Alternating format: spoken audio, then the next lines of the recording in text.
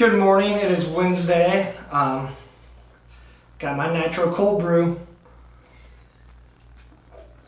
And today I wanted to talk about training volume and performance. Basically how there's the relationship between training volume and performance. So when I'm talking about training volume, what I'm talking about is just the accumulation of your total training work. So kind of what that training volume looks like is going to be different between each individual, and obviously it's going to be different depending on kind of what your performance outcomes are. But when I talk about training volume, I'm just talking about the cumulative work of training over time. And when I talk about performance in this discussion, I'm specifically talking about performance in the weight room, because that's kind of the one area that we can really measure. Getting a model of kind of sports performance, or what increases in performance may look like for athletes playing field sports, that's a discussion for another time. But so when I'm in this video, when I'm talking about training volume, I'm talking just about your overall training work being done. And when I talk about performance, I'm specifically talking about outcomes in the gym. So for instance, back squatting 400 pounds would be a performance outcome in this context. So when we're talking about training volume and how it relates to performance, it's typically kind of like a positive correlation with one another, meaning as training volume increases, so does performance. And so I'm gonna, hopefully these markers or pens work, I'm gonna make a graph. Hopefully you guys will be able to see. So we'll take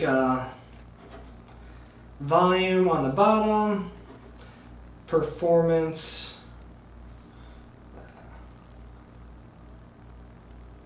Actually, I'm going to do that the other way around.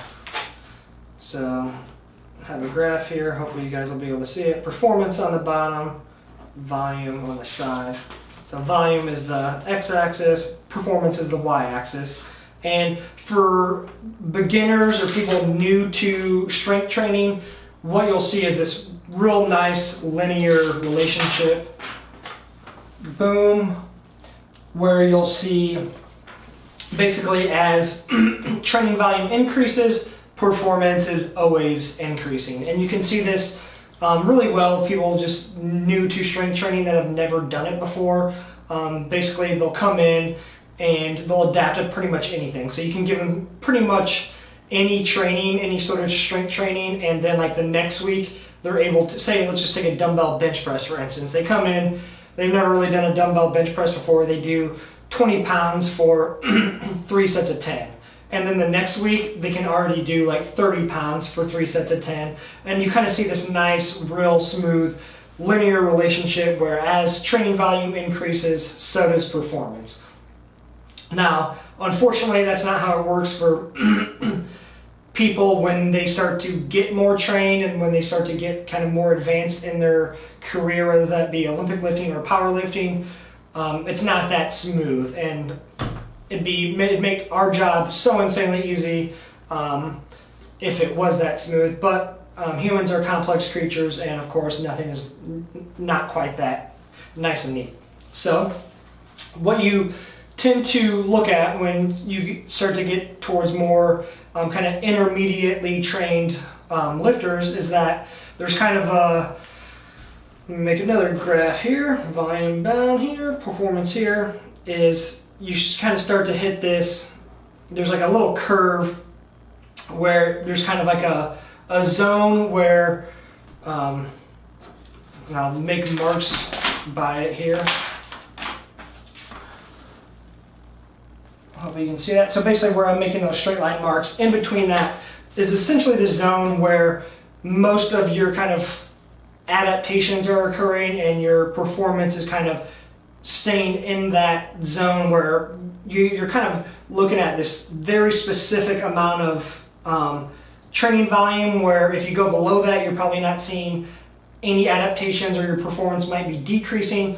or if you start to go above that, that it's too much training volume for your body to recover from, too much fatigue, and then performance starts to drop down from there as well. So basically there's just this nice and neat little zone where you have like kind of a minimal volume and a maximal volume, and anything in between there, you're essentially kind of making nice gains. And for most people in their career, you want to, whether it be powerlifting, Olympic weightlifting, you want to stay within this zone to keep making progress in performance as it relates to kind of gym numbers.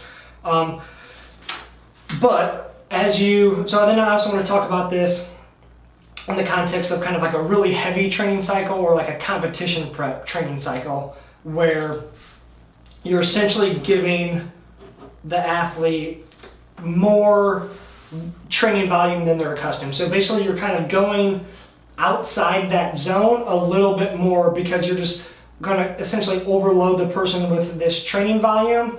And then basically what you'll see is, and let me make this again, that's a terrible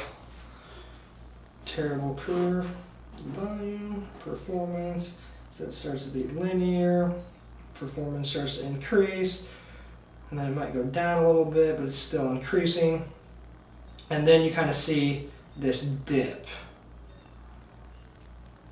So we're in this zone here. So where those lines are again are just the kind of the zone I'm talking about, where all the magic happens. In a very heavy training cycle, say you're prepping for a powerlifting competition or Olympic lifting competition, you're basically moving more towards more volume down here, and what you'll see is you might actually get this decrease in performance, because you're giving the athlete more training volume than they're accustomed to, and basically like fatigue is so high that the body essentially starts to break down. And then you give them that nice little deload week, the week before, week and a half before competition, as you slowly drop training volume. And then what you'll usually see is this spike in performance kind of above those baseline performance levels. And that's why we program competition preps the way they are. If we gave people competition prep programs all year round, it would just be way too much training volume to recover from, and you would start to see basically decreases in performance kind of long term, or that would be kind of the theme and rhythm, which is why we kind of want to stay in that zone where you're kind of optimizing training volume and people are steadily progressing. So basically, long story short, is training volume and performance are positively correlated, where as you increase training volume, so does performance. But as you kind of get a little bit more intermediate, more advanced, you kind of have this dosage of training volume where if you want to stick within kind of that zone like I was talking about. If you go below that, you're going to start to see drops in performance because it's not enough stimulus. And then if you go above that, you're probably going to start to see drops in performance as well, because it's too much stress and too much training volume for your body to adequately adapt and recover from. But in the context of specific competition prep programs, we will specifically program in that manner to see that a little extra spike in performance. And one key thing when we're talking about programs like that is it can still be too much training volume that you don't see that extra spike in performance, and you can actually see performance going down. That's why kind of a competition prep program can be tricky, because you want to kind of get on those outer edges of maximal training volume and maybe even teeter on the edge. But if you go a little bit too far, then you've kind of made a mistake, and you're not going to see those performance benefits and increases like you want. And everyone's going to be different when it comes to training volume. So everyone will follow this sort of relationship for the most part, generally speaking. Obviously, everyone's amount of training volume is going to be different. Obviously, a female weighing 100 pounds is not going to be able to have the same amount of training volume as a male that's 6 foot, 250. Those two people are going to need different amounts of training volume, but everyone has this kind of a nice zone, well, I'll call it kind of the meat and potatoes, where most of the magic happens, and everyone follows this relationship, generally speaking. And again, this is not even talking about the qualities you're developing within that training volume. So one cycle, this is kind of just training volume over time, and like one cycle might be higher intensity where the amount of weight you're lifting is heavier and the reps are lower, or one cycle might be weight is lower but reps are higher. Those are just, you're just kind of developing different qualities within that training volume, but training volume is just the accumulative work being done. So it's kind of like the total tonnage of work being done in the weight room. And basically that's what I'll leave you with.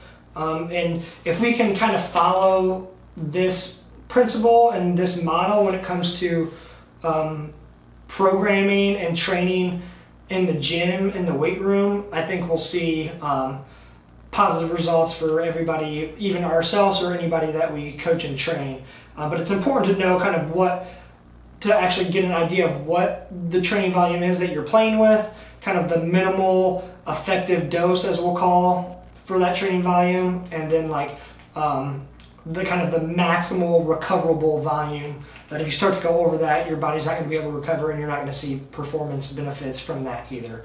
So I hope this helps, hope this makes sense when we're talking about training. And like training, the reason I use training volume, because that's just like the most important variable, because it's just the accumulative amount of work. It is the training you're doing, and we have to analyze that kind of more from a measurable perspective. Just like when a doctor gives you medicine, they're not just like, here, take the whole bottle. They give you a certain dosage because they think that's how you're going to best respond to that medicine.